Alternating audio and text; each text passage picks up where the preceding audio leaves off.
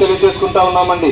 ఈ సాయంకాల సమయంలో ప్రార్థనా పూర్వకంగా మీ గ్రామానికి ఒక మంచి శుభవర్తమానము మేమందరం కూడా తీసుకొని వచ్చినాం. మీరందరూ అమ్మాయ కొన్ని నిమిషాలు ఒక దేవుని మాటలు వినాల్సిందిగా ప్రేమతో మిమ్మల్ని అందరూ కూడా మేము ఆహ్వానిస్తా ఉన్నాం. మానవులు మిమ్మల్ని అందరూ కూడా పరలోక రాజ్యం చేరాలని, స్వర్గరాజ్యంలో ఉండాలని, ఆ స్వర్గ సుఖాలని మనం అనుభవించాలని మనం అందరం కూడా కోరుకుంటాం.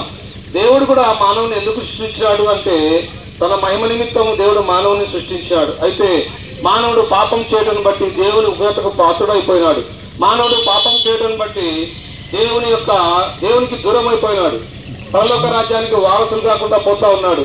ప్రేమ కలిగినటువంటి దేవుడు, దయ కలిగినటువంటి దేవుడు మానవునికి స్వర్గరాజ్యం ఇవ్వాలని, మానవుని పాపం క్షమించాలని, మానవ జీవితంలో సంతోషం ఇవ్వాలని, మానవునికి సమాధానం ఇవ్వాలని లోకరక్షకుడుగా, జగద్రక్షకుడుగా యేసుక్రీస్తు ప్రభుగా 2025 సంవత్సరముల క్రితం ఈ లోకానికి ఆయన అనుగ్రహించినాడు. పరిశుద్ధాత్మ ద్వారా మరియను కన్యక గర్భమందు కుమారునిగా ఆయన ఈ లోకంలో జన్మించినాడు. ఈ లోకంలో పవిత్రంగా జీవించినాడు, పాపం లేకుండా జీవించినాడు. మానవులందరి పాపముల కొరకు యేసుక్రీస్తు ప్రభు తాను శిలువకెక్కినాడు. అమ్మాయ చేతులతో చేసిన పాపముల కొరకు చేతులలో మేకులు, కాళ్ళతో చేసిన పాపముల కొరకు కాళ్ళలో శీలలు, ఆయన వీపంతా చారలుగా దున్నబడింది. ఏ పాపం ఎరుగని యేసు ప్రభు నీనా పాపముల కొరకు ఆయన శిలువలో మరణించినాడు, సమాధి చేయబడినాడు. 3వ దినాన మరణం జయించి తిరిగి లేచినాడు, ఆ పరలోకానికి ఆరోహణుడైనాడు. మాటలు వింటున్న సహోదరి సోదరుడా, సాయంకాల సమయంలో నిన్ను ప్రేమిస్తా ఉన్నాడు. మీ గ్రామాన్ని కూడా యేసయ్య ప్రేమిస్తా ఉన్నాడు. మిమ్మల్ని పాపం నుంచి రక్షించడానికి ఇష్టపడుతా ఉన్నాడు. కనుక నీ పాపం పోవాలంటే నువ్వేం చేయని అవసరం లేదు, నువ్వెక్కడికి వెళ్ళాల్సిన అవసరం లేదు. నువ్వెక్కడున్నావో అక్కడ ఇష్టపూర్వకంగా యేసు ప్రభువా నేను పాపిని, నన్ను క్షమించు అని ఒక చిన్న ప్రార్థన చేసుకుంటే చాలు. యేసు రక్తం ప్రతి పాపం నుంచి నిన్ను కడుగుతుంది, పవిత్రపరుస్తుంది, పరిశుద్ధపరచబడతావు. కనుక ఈ లోకంలో నీకు నెమ్మది, శాంతి, సమాధానం దొరుకుతుంది. ఈ లోకం విడిస్తే పరలోక రాజ్యంలో యుగాయుగములు ఆ యొక్క దేవునితో కూడా నువ్వు ఉంటావు. ఆ విధంగా గాక పాప జీవితంలో నువ్వు కొనసాగుతూ పాపంలో బ్రతుకుతూ పాపంలో నువ్వు మరణిస్తే నిత్య నరకం, అగ్నిగుండం, పాతాళం ఉంది. నిన్ను పాపం నుంచి విడిపించేవారు ఎవ్వరు కూడా లేరండి.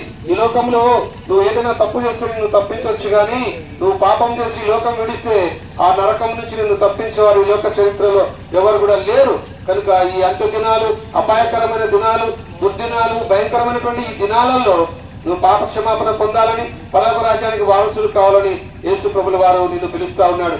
దేవుని వాక్యం పరిశుద్ధంగా మన బైబిల్లో ఒక మాట రాయబడింది.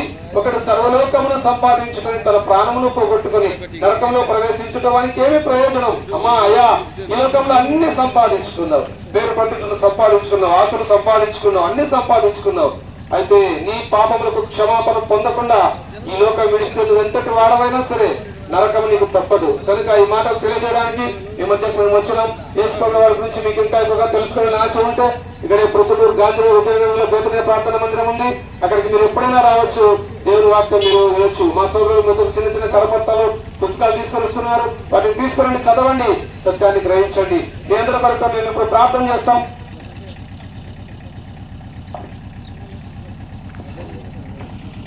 ప్రేమల మా పేపర్లోకి తండ్రి, మీ పాదములకు వందనాలు. యేసు ప్రభువా, మాలపాడు గ్రామాన్ని ప్రేమించినందులకై వందనాలు.